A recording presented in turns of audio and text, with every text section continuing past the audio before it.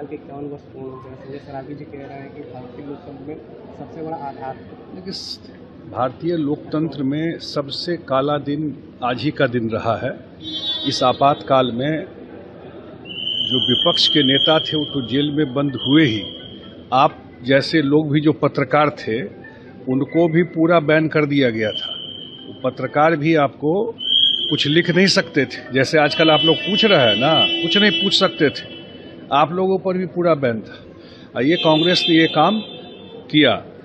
और आपको पता है बिहार में ही जयप्रकाश नारायण ने ये पूरे आंदोलन को लीड किया, जेपी मूवमेंट जिसको कहते हैं। और हम लोगों के नेता नीतीश कुमार जी भी 2 साल के करीब जेल में रहे इसी आपातकाल में। और आप आज भी कांग्रेस का माइंडसेट वही है, आज तक देश से माफी नहीं मांगा आपातकाल के लिए, क्योंकि उसी माइंडसेट में है।